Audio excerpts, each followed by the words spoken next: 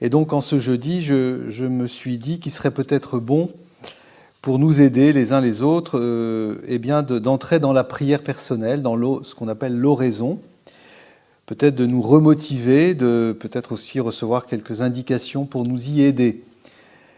Il est sûr qu'en l'absence du culte, en l'absence de l'Eucharistie, nous avons un besoin d'autant plus urgent de nous ressourcer, de rencontrer Dieu présent à l'intérieur de nous-mêmes, présent dans notre chambre, présent dans notre maison, car il est d'abord là, et c'est tout l'enjeu de la prière personnelle, de l'oraison, qui est d'abord donc un dialogue entre l'homme et Dieu, entre quelqu'un qui dit « je », le priant, et qui s'adresse à un « tu », qui est Dieu. Mais on pourrait aussi renverser le dialogue et dire que c'est d'abord quelqu'un qui parle en « je » et qui est Dieu, « je suis », et qui s'adresse à un « tu », celui que nous sommes, et qui d'ailleurs n'existe que parce que Dieu lui adresse la parole. Car celui qui me parle dans la prière, c'est celui qui est mon créateur, la source de ma vie et de ma personnalité la plus profonde, de telle sorte que je ne peux me connaître moi-même que dans ce vis-à-vis avec mon Créateur et mon Sauveur. Et c'est ainsi que la prière personnelle n'est pas, je dirais, une petite couche spirituelle qu'on rajoute dans sa vie, mais le cœur de ce qui fait notre existence. Et donc cette relation est vitale, nécessaire pour se connaître et ainsi pour pouvoir ensuite agir dans le monde. Alors on pourrait dire que la prière, telle que la vie chrétienne nous l'a fait découvrir, est le but de toute recherche religieuse.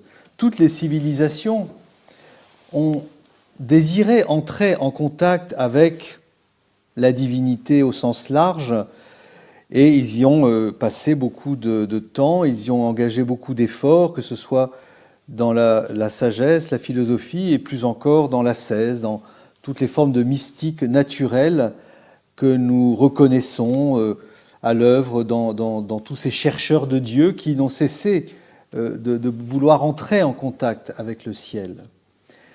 Et en même temps, cette recherche est impossible, cette recherche n'a jamais conduit à connaître le véritable Dieu. Elle a pu peut-être donner un sentiment fugace du divin, mais en tout cas, elle n'est pas capable de nous conduire à Dieu.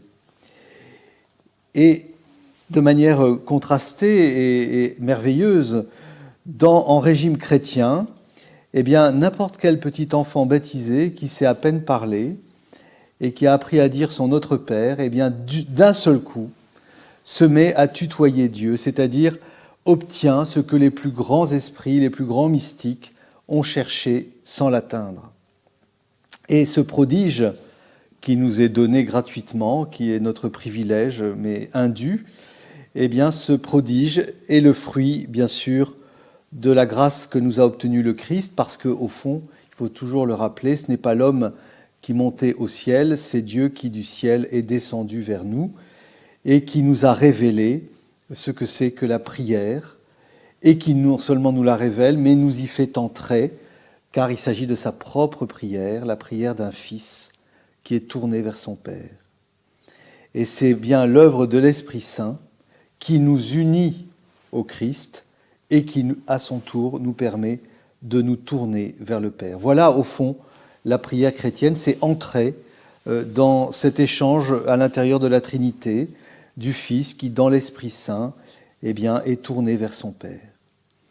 Nous pouvons parler à Dieu et Dieu nous parle. Ça, c'est le privilège chrétien et on pourrait l'étendre parce que d'abord, ça a été le privilège d'Israël qui a entendu de manière évidemment très précise au Sinaï la voix de Dieu lors de la théophanie. Et dans cette perspective, voyez-vous, la prière chrétienne n'est pas un commandement moral, il ne s'agit pas de prier parce qu'il faudrait obéir au commandement de l'amour de Dieu, mais il s'agit de prier parce que c'est une nécessité vitale, une nécessité de l'amour. Et c'est donc le cœur de notre vie chrétienne. Ce doit le devenir, le redevenir toujours. Et ce cœur à cœur entre chaque créature et son Dieu, eh bien, ne s'apprend pas, au fond. Saint Paul nous dit « prier sans cesse ». Sainte Thérèse a une belle formule qui nous dit, et qui d'ailleurs doit nous décomplexer, si jamais nous avons des complexes, hein, pour moi, la prière, c'est un élan du cœur, c'est un simple regard jeté vers le ciel, c'est un cri de reconnaissance et d'amour au sein de l'épreuve comme au sein de la joie. Enfin, c'est quelque chose de grand, de surnaturel qui me dilate l'âme et m'unit à Jésus. Voilà, grande simplicité, mais c'est un élan. S'il n'y a pas d'élan, c'est sûr qu'il ne se passera pas grand-chose. Et au fond, ça a l'air simple et ça l'est, mais en même temps, nous en faisons l'expérience, eh bien, ça ne va pas de soi. Cette simplicité, eh bien, elle est difficile à trouver. C'est qu'en effet, il y a des obstacles, et c'est mon deuxième point de ce soir, qui vise à vraiment faire une introduction. Si le confinement se prolonge, nous poursuivrons sur 4 soirées, donc cet enseignement sur l'oraison. Les obstacles, eh bien, c'est que nous sommes incarnés, que nous avons un corps, que nous vivons dans le temps, et que tout cela est pesant, et que le corps nous appesantit, semble-t-il. Et en même temps, cette existence incarnée, elle est aussi une chance, parce que bien sûr, nous l'entendons souvent, nous le disons nous-mêmes, « Ah, mais je suis trop distrait, moi je ne peux pas prier, je pense toujours à plein de choses ». Et bien justement, le fait que nous ayons un corps et que nous soyons inscrits dans le temps nous permet de revenir au présent, de revenir à nous-mêmes. Si nous étions un pur esprit, nous serions perdus, mais finalement c'est une chance d'avoir ce corps et d'être dans le temps. Et c'est pour cela que la tradition chrétienne a toujours proposé la nécessité d'avoir des moments dédiés à la prière, des moments et des lieux dédiés à la prière, car, encore une fois, c'est lié à l'incarnation. Et il faut bien nous souvenir que le premier qui le vit de manière absolument étonnante, c'est Jésus lui-même.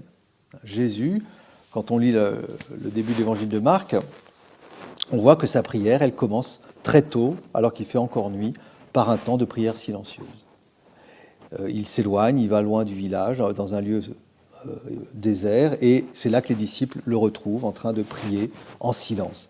Et ce qu'il faut bien mesurer, c'est que à l'époque, c'était très étonnant. On ne voyait jamais quelqu'un faire oraison, prier en silence, parce que la seule prière, je dirais, possible, c'était une prière collective ou familiale, que ce soit à la synagogue ou dans la famille, et selon, je dirais, les paroles livrées par la tradition d'Israël, en particulier les psaumes.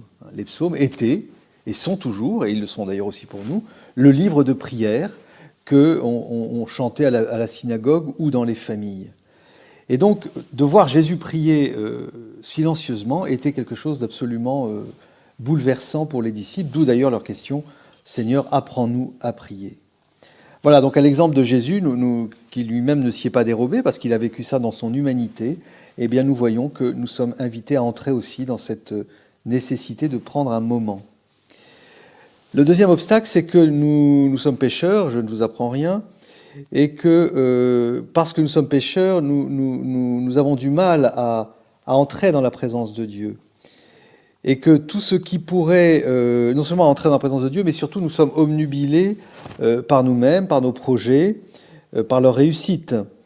Et donc prier semble, pour l'homme pécheur, une perte de temps, totalement inefficace, parce qu'évidemment nous sommes dans un régime où il n'y a pas de gratuité. Voilà, donc ça c'est un premier obstacle de se dire, de toute manière ça ne sert à rien. Et puis, parce que nous sommes aussi pécheurs, nous avons peur de la solitude. Nous avons peur de nous retrouver face à nous-mêmes et face à Dieu. Et donc, à la fois nous désirons cette rencontre avec Dieu, mais aussi en même temps nous la fuyons. Hein, comme Adam, après son péché, après le péché originel, a fui la présence de Dieu et s'est caché derrière au milieu d'un buisson. Voilà. Ensuite, il y a comme obstacle, bien sûr, les tentations du malin, hein, de l'ennemi du genre humain, qui nous suggère des pensées, parce que lui, sa stratégie, enfin son objectif, c'est que nous n'entrions pas en relation avec Dieu. Il ne veut pas que nous prions, parce qu'il ne veut pas que cette relation avec Dieu se construise et devienne vivante. Et donc, il va nous suggérer, parfois, et souvent d'ailleurs, le découragement, hein, des pensées d'autodépréciation en disant « ben non, de toute manière je suis nul, je n'y arrive pas, de toute manière, j'abandonne. Donc on essaye un peu l'oraison 2-3 jours, et puis comme on n'y arrive pas, on laisse tomber, on se décourage. Et puis, autre pensée suggérée par le mauvais esprit, eh bien, c'est au contraire, comme on sent bien qu'on n'est pas du tout à la hauteur, c'est de se rassurer en faisant des prières. Alors, on fait tant de notre Père, tant je vous salue Marie, et puis on en fait toujours plus, parce que comme on n'arrive jamais à être en règle, finalement, on est toujours dans quelque chose de l'ordre du scrupule, où il faut en rajouter. Et donc, on perd de vue l'essentiel, qui est que la prière, c'est un cœur à cœur.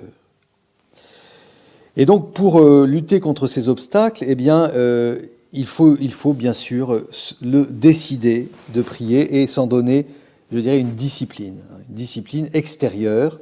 Il faut la vouloir, il faut décider qu'on priera chaque jour, à telle heure, à tel moment, à tel lieu, pour retrouver, effectivement, se retrouver devant Dieu et en soi-même. Parce que Dieu, nous révèle saint Augustin, il n'est pas au dehors de nous-mêmes, mais il est à l'intérieur de nous-mêmes. Hein. Vous connaissez la formule « Je te cherchais à l'extérieur de moi-même, dans la beauté de tes créatures, alors que tu étais au-dedans de moi-même, plus intime à moi-même que moi-même. » Et puis, il y a aussi peut-être quelque chose dans la prière d'une générosité à vivre, accepter de donner à Dieu ce qui nous est le plus précieux, hein, parce qu'on est prêt peut-être à donner beaucoup d'argent, mais notre temps, on a beaucoup plus de mal à le donner gratuitement, surtout si c'est pour s'ennuyer. Et bien voilà, donnons ce temps, acceptons de ne pas contrôler ce temps, qu'il soit inutile, qu'il soit apparemment vain, et offrons-le au Seigneur tel qu'il est, tel que nous le vivrons. Alors à partir de ces deux points, donc qu'est-ce que c'est que la prière et quels en sont les obstacles, maintenant je voudrais dans un troisième point vous donner quelques éléments plus concrets pour préparer en amont sa prière, une fois qu'on a décidé qu'on allait l'inscrire dans sa vie, et cela signifie qu'on l'inscrit chaque jour, parce que Dieu a fait les journées de 24 heures, et le rythme des jours et des nuits est là pour nous indiquer que chaque jour, eh bien, Dieu veut le vivre avec nous, et donc c'est chaque jour qu'il faut se retrouver ce cœur à cœur. Donc il faut choisir son moment, choisir une durée aussi.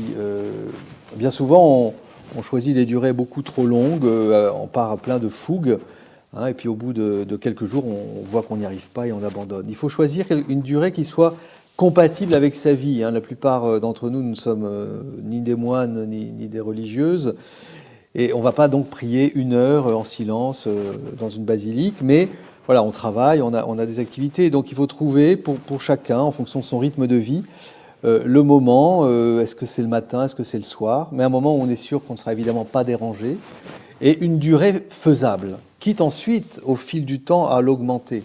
Et il est bon, évidemment, de ne pas faire non plus trop limité, donc moi je suggère pour ceux qui veulent se lancer dans l'oraison, peut-être de commencer à 10 minutes ou un quart d'heure, ce qui est tout à fait déjà bien, enfin bien, c'est ni bien ni mal, mais c'est une bonne base. Trop court, moins ça serait trop court, on n'aurait absolument même pas le temps d'entrer dans l'oraison. Mais voilà, partir sur cette base, et puis le tenir chaque jour, malgré le découragement. Et puis si un jour on n'a pas pu, on le refait le jour d'après, c'est pas grave, c'est pas un péché. On n'est pas obligé. L'oraison, c'est quelque chose qu'on s'est donné à nous-mêmes, il n'y a pas de péché à l'oublier ou à ne pas pouvoir la faire. Donc on recommence, et puis voilà. Et puis petit à petit, chaque jour, on exerce comme ça sa fidélité, et on se tient à la durée qu'on a choisie, c'est-à-dire voilà, exactement, ni on raccourcit pas, même si on regarde sa montre, si on a dit 15 minutes, on tient les 15 minutes, et on ne fait pas non plus, même si on est pris en extase, on fait ces 15 minutes et pas plus. Voilà, il y a une sorte de fidélité comme ça à la discipline qu'on s'est donnée pour offrir ce temps à Dieu. Et puis, j'y viendrai assez vite, ça sera surtout l'objet de la deuxième et la troisième soirée. On choisit la matière. Alors la matière, ça veut dire quoi ? On choisit quelque chose qui va nous nourrir. Parce que je disais, c'est un dialogue, mais dans ce dialogue, c'est principalement Dieu qui parle. Donc on va commencer par se mettre à l'écoute Et on va donc, à l'avance, on va se décider on va s'aider de l'évangile du jour, par exemple, ou d'un psaume. Voilà. Mais il faut que ceci ait été au préalable décidé. Le plus simple, pour ne pas se compliquer la vie, c'est de prendre les lectures quotidiennes. Et puis j'ajouterais, c'est ce que saint Ignace recommande à ceux qui font des retraites, hein, c'est d'entrer dans ce temps avec générosité, quoi qu'il arrive, parce que c'est à la mesure dont nous offrons ce temps que nous recevrons. Et avec cette idée aussi très, très centrale, hein, et même primordiale, que au fond Dieu veut me combler, hein, et qu'avant même que je vienne le rencontrer, c'est lui déjà là qui m'attend. Donc j'ai même pas à le trouver parce qu'il est déjà là. Et il veut me combler dans la mesure du possible. Voilà. J'en arrive maintenant à un quatrième point qui sera bref, mais qui est un peu... qui est mnémotechnique, disons. C'est que toute prière, c'est comme la visite d'un bâtiment. On y entre, on y reste et on en sort. Il y a 3 moments. Voilà, j'entre dans la demeure de Dieu, donc il y a l'entrée, j'y demeure un certain temps et j'en sors. Pour le dire autrement, toute prière a un début, un milieu, une fin. Voilà, il y a à peu près 3 moments qui sont des 3 moments d'un dialogue finalement. Le premier, c'est la mise en présence. Voilà, j'arrive et je me mets en présence de Dieu qui est là. Et donc c'est de ça que je vais surtout vous parler tout de suite. Et puis, une fois que je suis en présence autant que possible, à Dieu qui est présent, donc lui, dans ma chambre, dans mon coin prière, eh bien, il y a ce deuxième temps qui est principalement l'écoute.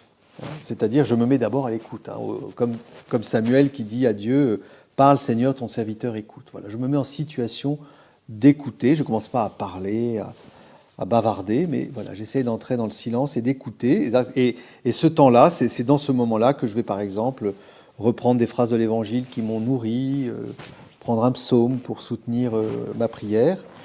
Et puis le troisième moment, la fin, eh bien, c'est qu'une fois que j'ai écouté, je vais répondre. Et ce moment de la réponse, c'est le moment où je fais des prières de demande, où j'intercède pour ceux qui me sont confiés, où je rends grâce, voilà. Et en général, je termine par un autre Père, parce que tout me conduit, hein, encore et toujours vers le Père. Voilà, donc ça c'est la structure, facile à retenir, un début, un milieu, une fin. Aujourd'hui, je vous parlerai surtout du début, hein, de la mise en présence, donc c'est mon 5e point. La prochaine fois, nous entrerons un peu plus sur l'aspect de la mise en présence, mais sous l'angle du pécheur, comment je me reconnais pécheur devant Dieu. Et puis nous poursuivrons la 3e séance avec justement la phase de l'écoute. Et puis la 4e séance, la phase de la réponse. Comment je parle à Dieu, comment j'apprends à lui parler. Donc la mise en présence, mon 5e point. Donc Dieu était déjà là, et moi j'arrive. Déjà je prends une position qui peut être à genoux, qui peut être assis, qui peut même être allongé, nous dit saint Ignace dans les exercices. Bref, la position qui me convient pour durer. Si je commence à gigoter toutes les 30 secondes parce que j'ai mal aux genoux, que ceci, que cela, voilà, donc je prends tout de suite la position dans laquelle je sais que je suis bien et que je ne vais pas être distrait et que je vais pouvoir durer dans cette position. Une fois que je suis dans cette position, je fais un signe de croix, donc premièrement, signe de croix, hein, qui ouvre, hein, en quelque sorte, ce temps, qui le sacralise, si l'on veut. Voilà, et je terminerai par un signe de croix, donc ça délimite bien ce temps, qui est un temps hors temps ordinaire, si on peut dire. Et puis, justement, je commence tout de suite mon deuxième point, enfin deuxième élément, par un acte de foi. Voilà. Je vous l'ai dit, Dieu est là. Eh bien, je le pose dans la foi que Dieu est là. Tu es là, Seigneur, mon Dieu. Je commence à m'adresser à lui. Je ne commence pas à me dire, je suis fatigué, ceci, cela. Non, tu es là, Seigneur, mon Dieu. Tu es mon Dieu. Alors, je dis ça ou je dis autre chose, mais vous voyez, c'est d'abord pouvoir, dans un acte de foi, reconnaître que Dieu est présent. Même si je sens rien, même si, encore une fois, je suis fatigué ou distrait, mais voilà, il y a cet acte de foi que je pourrais d'ailleurs reprendre tout au long de la prière. Ensuite vient, en numéro 3, le temps du recueillement. Alors évidemment, c'est toujours le temps le plus délicat. Il s'agit d'entrer dans le silence, et le silence, ça nous fait peur, on passe son temps à le fuir. Notre culture ne nous y aide pas, puisqu'on est environné de bruit et de distraction, et donc notre propre esprit, finalement, est bruyant, parce qu'il y a beaucoup de pensées qui tournent en permanence. Il ne faut pas nous en étonner. Nous sommes dans une sorte d'hyperconscience permanente, où nous avons toujours 3 ou 4 trucs en même temps qui tournent. Et donc, il est bien sûr difficile pour l'homme d'aujourd'hui d'entrer dans le silence, mais d'autant plus urgent. Comment allons-nous entrer dans le silence? Il ne s'agit pas de faire fuir les bruits extérieurs, qui malheureusement seront toujours un peu là. Il s'agit peut-être d'abord d'écouter ces bruits, de les accueillir, de ne pas chercher à les rejeter. Voilà, il y a un marteau-piqueur dans la rue, il y a des bagnoles qui passent. C'est pas grave, on accueille ça, au lieu de lutter contre vainement. Et en fait, si on les écoute, eh bien, on va écouter aussi que ces bruits, ils ne résonnent que parce qu'au fond de tout ça, il y a un silence. Il n'y a pas de bruit sans un silence qui les porte en quelque sorte. Et ce silence, alors si on a la chance d'avoir un vrai silence, c'est encore plus beau, hein. Ce silence, c'est la plénitude de Dieu. Ce silence, c'est pas le vide, c'est le plein. Si vous êtes dans une nuit à la campagne entièrement silencieuse et que vous prêtez attention à ce silence, vous verrez que c'est un silence rempli d'un bruissement qui est la voix même de Dieu, hein, comme dit Élie, hein, la voix d'un fin silence au mont Horeb. Voilà. Et donc, voilà, ce silence, il faut l'entendre et comprendre qu'en fait, c'est une parole, ce silence. C'est peut-être même la parole du Père. Hein. Voilà, elle n'est pas vide. Et puis, j'invite aussi à respirer. Voilà, vous avez pris une position corporelle qui vous convient. Respirez. Prenez, sans entrer dans des exercices de yoga, mais prenez le temps de respirer et, par la respiration, de devenir plus présent à vous-même. Parce qu'au fond, c'est ça. Le problème, c'est pas que Dieu n'est pas présent, il est là. Le problème, c'est que nous ne sommes jamais présents. Nous sommes toujours à côté de nous-mêmes. Et donc, voilà. Le but de l'oraison, c'est que peut-être nous devenions un petit peu présents à nous-mêmes. Et que nous puissions dire, d'ailleurs, on peut le dire, hein, moi ça m'est souvent arrivé de le dire, Seigneur, je suis là pour toi, je suis bien là. Et à défaut des distractions qui évidemment ne cesseront pas, il ne faut pas rêver, eh bien de revenir toujours en disant, Seigneur, mais je suis là, malgré mon esprit qui divague, mon corps est là, et je reviens à ce temps avec toi. Donc, attention pour les distractions, ne pas s'en désoler. Ouais. Distractions qui passent, c'est comme des nuages dans le ciel, poussés par le vent, voilà, ça passe. Si on commence à s'en inquiéter, alors évidemment, on va perdre sa tranquillité. Non, il y a des distractions, c'est normal, laissons-les passer, même si j'étais en train de réfléchir à ce que j'allais manger ce soir, voilà, on laisse passer. Et évidemment, on ne les retient pas. Et on revient tranquillement au Seigneur. Ensuite, j'arrive au 4. Donc, 1, signe de croix, 2, acte de foi, 3, recueillement, hein, entrer en nous-mêmes, devenir présent à soi-même. Et puis 4, en fait, ce dialogue, il faut l'entretenir. Le danger dans la prière, c'est qu'on retombe toujours d'une manière à une autre, d'une manière ou l'autre, au monologue. Hein. Et on va commencer à se dire, ah non, mais je suis nul, et puis j'ai pas pensé à ça, et puis ceci, et puis il fallait que je fasse ça, et puis... Voilà. Et on est dans le monologue, et on n'est plus dans le dialogue. Donc constamment, on aura besoin, dans ce temps de mise en présence, de sortir du monologue pour s'adresser à Dieu. Par exemple, au lieu de dire « je suis nul », eh ben de dire au Seigneur, tu vois Seigneur, je suis vraiment un pauvre type, j'arrive à rien, viens m'aider. Voilà. Au lieu que la contemplation de ma misère ne soit pas l'occasion d'être dans le monologue, mais qu'au contraire, elle m'ouvre à Dieu. J'avais amené, mais je ne sais pas si je vais la retrouver, cette prière de Marie-Noël, que vous connaissez peut-être, qui commence comme ça, voilà, en disant à Dieu ce qu'on est en train de vivre, même si c'est pas très spirituel. Hein.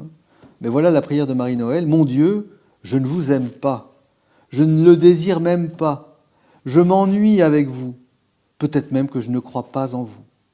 Voilà. Mais regardez-moi en passant, abritez-vous un moment dans mon âme. Vous voyez ? Donc, Madeleine Delbrel, au lieu de se dire « Oh là là, mais j'aime pas Dieu, vraiment je suis pas une bonne chrétienne », elle dit à Dieu « Mais je ne vous aime pas ». Elle lui dit, donc elle reste dans le dialogue.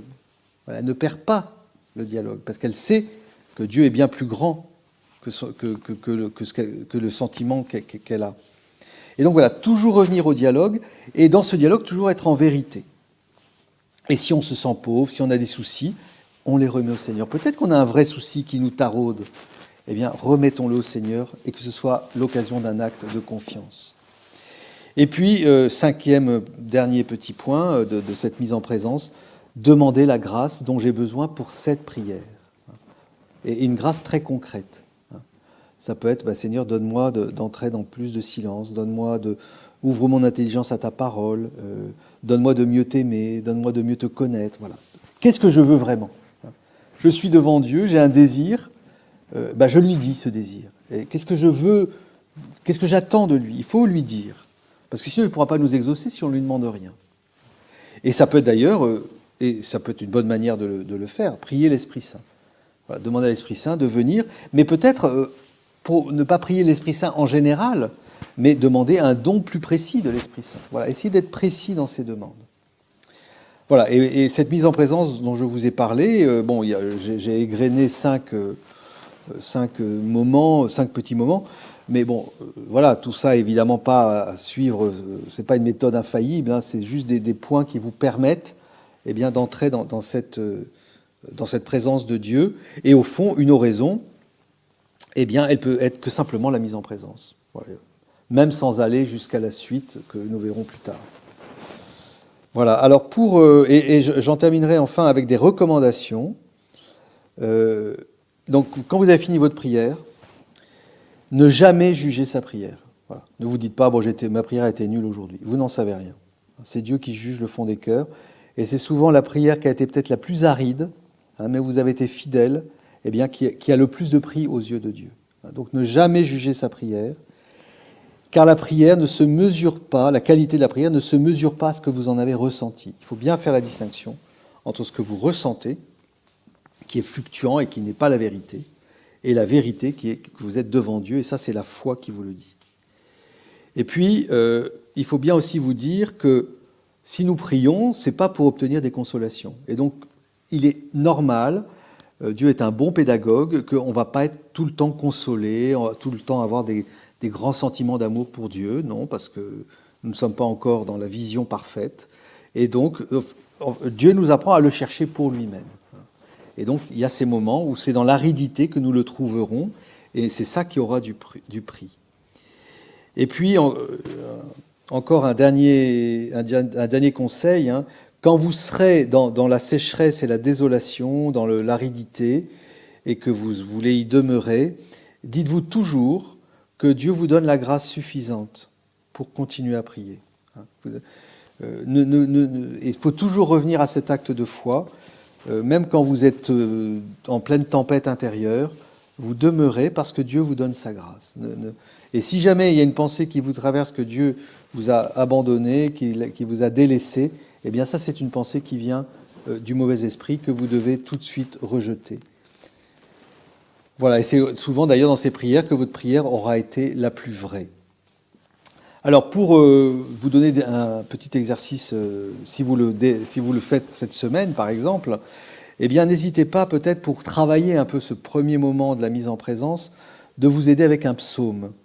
Et je pensais, je l'ai oublié, non il est là, je pensais comme il y a 2 psaumes qui peuvent vous aider. Alors voilà, une fois que vous êtes vous avez obtenu un minimum de silence, que vous sentez que vous pouvez commencer à parler à Dieu, ou pour entretenir ce dialogue, eh bien vous avez le psaume 62, hein, Dieu, tu es mon Dieu, je te cherche dès l'aube, où c'est finalement l'homme qui est devant Dieu avec tout son désir de le rencontrer. Eh bien, prenez ce psaume et ne le récitez pas vite, prenez un verset et dites-le pour que cette parole devienne la vôtre en quelque sorte, pour que vous entriez dans cette parole du psaume, et ces paroles, devenant les vôtres, vont vous permettre de vous adresser à Dieu, peut-être d'une manière auquel vous n'avez encore pas songé. Donc il y a le psaume 62, il y a aussi le psaume 41, qui sont des psaumes que vous pouvez prendre pour soutenir ce moment de la mise en présence. Il y a d'autres psaumes, hein, je vous en donne 2, un petit peu, les 2 peut-être les plus caractéristiques. Voilà, si vous prenez le 62, je te cherche dès l'aube, après toi languit ma chair, terre aride, altérée sans eau. Et puis le 41, Comme un cerf altéré cherche l'eau vive, ainsi mon âme te cherche, toi mon Dieu. Voilà, vous avez 2 psaumes magnifiques qui vous enseigneront les paroles, qui mettront sur votre bouche les paroles par lesquelles vous allez pouvoir entrer dans ce grand dialogue avec Dieu. Voilà, donc je vous encourage et j'espère que vous aurez beaucoup de fruits dans l'oraison et que vous pourrez, durant la semaine qui vient, si vous ne l'aviez pas encore mis dans votre vie, eh bien, commencer à l'installer paisiblement et nous nous reverrons jeudi prochain si le culte n'est toujours pas rétabli. Voilà, bonne prière.